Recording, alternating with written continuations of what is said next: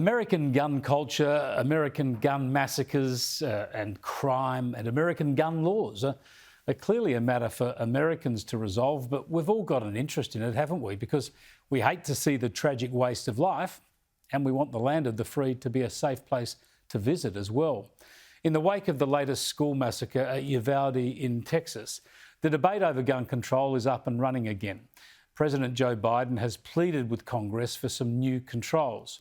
Hollywood actor Matthew McConaughey has weighed in at the White House. He hails from the stricken town.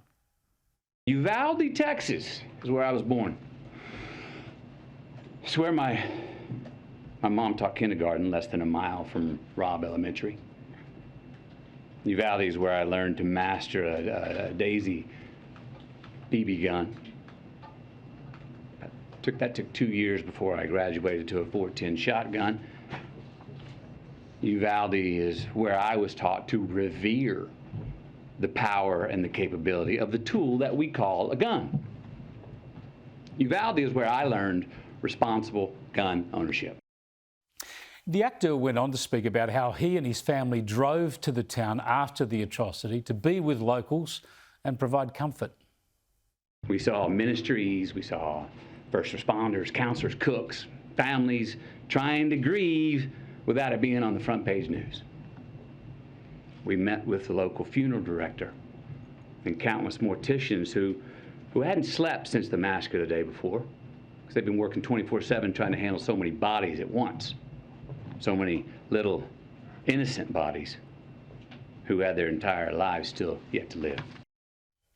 So this Hollywood star, Uvalde local, responsible gun owner, has become another voice for stricter gun controls in the US, even though those controls sound like the barest of minimum responses to us. We need responsible gun ownership. Responsible gun ownership. We need background checks. We need to raise the minimum age to purchase an AR-15 rifle to 21. We need a waiting period for those rifles. We need red flag laws and consequences for those who abuse them. Now, that all makes sense, doesn't it? And good on him for providing some support to his community and speaking out like this. But there's something deeply troubling about some of these responses, especially from Hollywood stars, because this is about a lot more than gun control. It is about social dysfunction and mental health.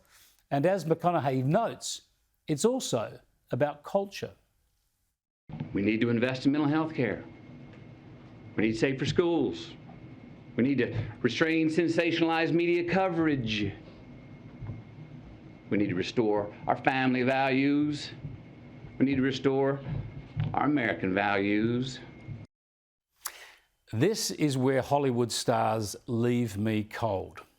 The violence, the endless bloody violence, the fixation on guns from Hollywood is remorseless.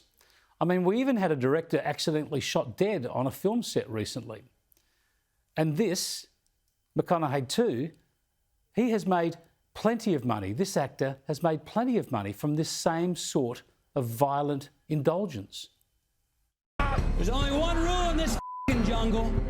When the lion's hungry, he eats.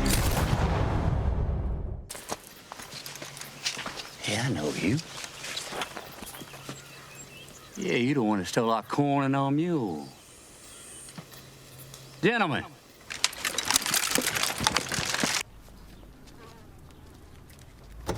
Hey!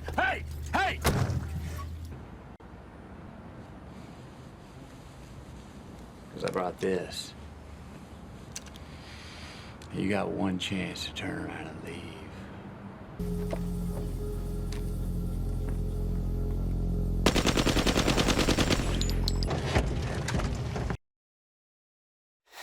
McConaughey says we need to restrain from sensationalised media coverage. Yet this is how he turns a dollar. Restore family and American values, he says, and this is what they deliver to impressionable minds in the US and around the world. As you know, there's much, much worse than that. That was just some examples of that actor. This troubles me.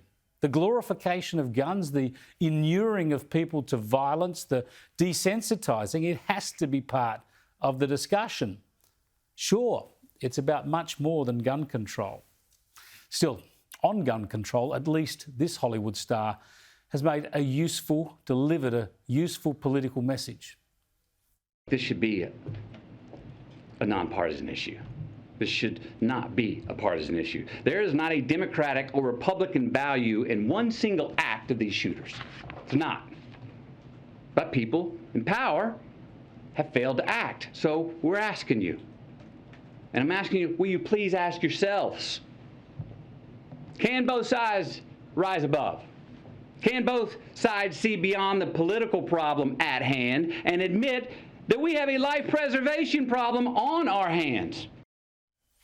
Yeah, let's hope there is some progress, some meaningful reform. But sadly, we're entitled to be pessimistic, aren't we? Because we've all seen this movie before.